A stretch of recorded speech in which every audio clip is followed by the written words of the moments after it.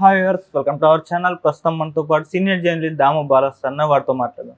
నమస్కారం sir. Sir, Vallabhaneni Vamsi America పారిపోయాడు అని చెప్పేసి వార్తలు వినిపిస్తున్నాయి సార్. అంటే రెడ్ బుక్ లో ఆయన పేరే ముందుంది, అందుకే ఆయన ఈ విధంగా అమెరికా వెళ్ళిపోయారని అంటున్నారు.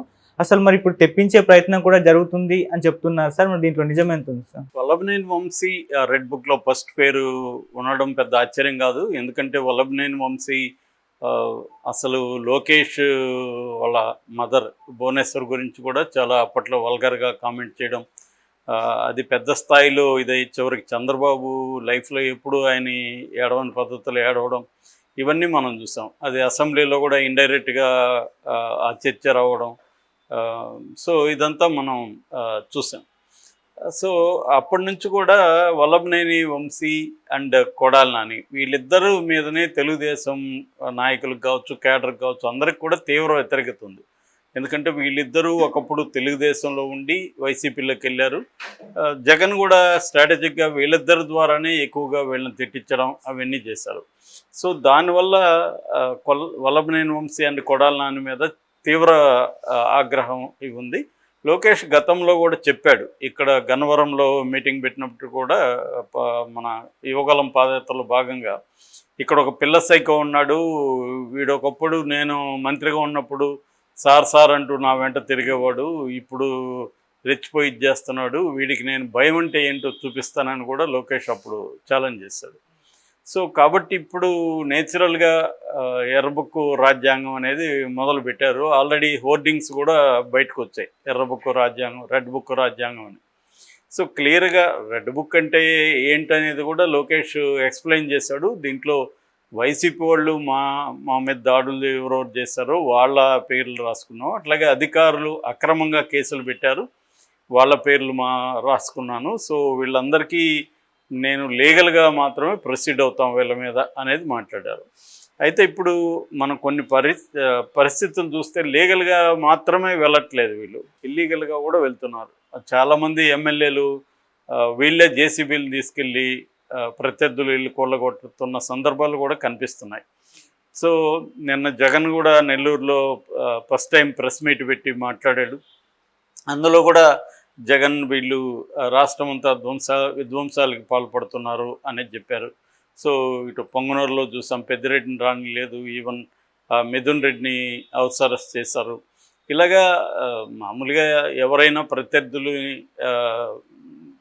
పగా ప్రతీకారం తీర్చుకోవడం అంటే రెండు రకాలు ఉంటుంది. ఒకటి లీగల్గా కేసులు పెట్టడం, అది చేయడం. రెండోది ఇల్లీగల్గా వాళ్ళ మీద అటాక్స్ చేయడం, ఏదో ఒక కారణం చెప్పి వాళ్ళని ఇబ్బందులు పెట్టడం, ఇవి చేస్తారు. సో ఆల్రెడీ లోకేష్ ఎప్పటి నుంచో చెప్తున్నాడు, కడ్రాయితో నిలబెడతానని, లేకపోతే భయం పరిచయం చేస్తానని, నేను మూర్ఖుడు, ఇలాగంతా మాట్లాడాడు. కాబట్టి ఇప్పుడు అబ్సల్యూట్ పవర్ ఉంది, అందులో మామూలు పవర్ కాదు. రెండోది స్టేట్కి మాత్రమే పరిమితమైన పవర్ కాదు, సెంట్రల్లో కూడా వీళ్ళ హవా నడుస్తుంది. కాబట్టి వైసీపీ వాళ్ళు ఖచ్చితంగా ఇది బ్యాడ్ టైం అని చెప్పాలి. వాళ్ళు ఎలా పోరాడతారనేది చూడాలి. ఆల్రెడీ నిన్న ఒక సిగ్నల్ కూడా ఇచ్చాడు జగన్, మేము కూడా పోరాడతాము, నువ్వు చట్టబద్ధ పరిపాలన చేయాలి, గవర్నెన్స్ మీద ఫోకస్ చేయాలి, ఇలా దాడులు చేయడం, విగ్రహాలు పగలగొట్టడం, మా మీద అక్రమ కేసులు పెట్టడం చేస్తే మేము కూడా పోరాడుతూ ఉన్నాడు. జగన్ కూడా ఇంకా ఫుల్ టైం జనంలోకి వచ్చేసినట్టుగా మనకు అర్థమవుతుంది. సో ఆయన ఇప్పటివరకు సమీక్షలన్నీ చేశాడు. ఇప్పుడు ఇంకా ఏదైతేమీ అయింది, ఇప్పుడు మనం ఎలా ఫైట్ చేయాలి, దీన్ని ఇప్పుడు ఎలా నిలబడాలనేది కర్తవ్యం. అట్లాగే చాలామంది వెళ్ళిపోయే అవకాశం ఉంటుంది. మామూలుగా ఎవరికి కూడా ఈ కాలంలో పార్టీ లాయల్టీ అనేది ఏం లేదు. పార్టీలకేమో పీపుల్ లాయల్టీ అనేది లేదు. పార్టీలకు కూడా అధికారం కావాలి. పార్టీలో ఉన్న వాళ్ళకి కూడా ఎవరు అధికారంలో ఉంటే వాళ్ళ దగ్గరికి వెళ్ళిపోదాం అనేది ఇప్పుడు ఇవాళ ఆలోచిస్తున్నారు. ఇక్కడ మన తెలంగాణలో చూస్తే కూడా గతంలో కాంగ్రెస్ వాళ్ళు, తెలుగుదేశం వాళ్ళు, సిపిఐ ఇలాంటి వాళ్ళందరూ బీఆర్ఎస్కి వచ్చేసారు అధికారం ఉన్నప్పుడు. ఇప్పుడు మళ్ళీ అదే బీఆర్ఎస్ నుంచి దాదాపు ఇప్పటికైతే 6 మంది ఎమ్మెల్యేలు, 6 మంది ఎమ్మెల్సీలు కాంగ్రెస్లోకి వెళ్ళిపోయారు. ఇంకా కూడా ఒక 20 మంది దాకా వెళ్ళిపోయే పరిస్థితి ఉంది. అంటే బీఆర్ఎస్ కూడా ఇక్కడ ఖాళీ అయిపోతుంది. అక్కడ పరిస్థితి ఏంటంటే చంద్రబాబు 11 మందిని లాగేసుకోవాలనేది చంద్రబాబుకి ఇప్పుడేం అర్జెన్సీ లేదు. వాళ్ళ వల్ల చంద్రబాబుకి ఏ రకమైన ఉపయోగం లేదు. సో వాళ్ళేమి జగన్కి బలం కూడా కాదు. గతంలో అంటే 67 మంది ఉన్నారు కాబట్టి 23 మందిని లాగాడు. ఇప్పుడు అవసరం లేదు, ప్రతిపక్ష పాత్ర కూడా లేదు జగన్కి. కాబట్టి చంద్రబాబుకి ఉన్న ఆలోచన ఏంటంటే వైసీపీని నేలమట్టం చేయాలంటే వైసీపీలో ఉన్న యాక్టివ్గా ఉన్న నాయకుల మీద కేసులు పెట్టడం కావచ్చు, వాళ్ళని ఇతర బెదిరించడం కావచ్చు చేయడం ద్వారా వాళ్ళని స్తబ్దంగా మార్చేయడం, జగన్కి ఎటువంటి సపోర్ట్ లేకుండా చూసుకోవడం.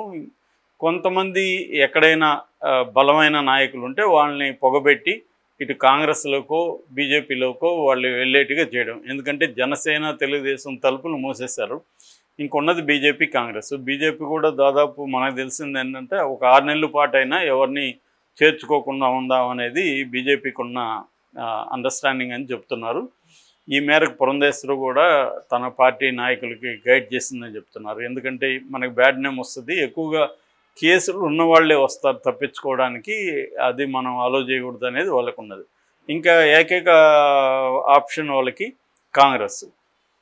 సో కాంగ్రెస్లకి వెళ్ళే వాళ్ళు వెళ్తారు. కాంగ్రెస్లకి వెళ్తే కనీసం నేషన్ వైడ్ సపోర్ట్ ఉంటుంది. ఏదన్నా అరెస్టులు చేసినా కూడా చంద్రబాబు కూడా దూకుడుగా అరెస్ట్ చేయకపోవచ్చు కాంగ్రెస్లో ఉంటే అనేది ఒక అండర్స్టాండింగ్ ఉంది. అందుకని ఇప్పుడు రేపు 8వ తేదీ వైఎస్ఆర్ 75వ జయంతి సందర్భంగా రాహుల్ గాంధీ వీళ్ళందరూ వస్తున్నారని చెప్తున్నారు.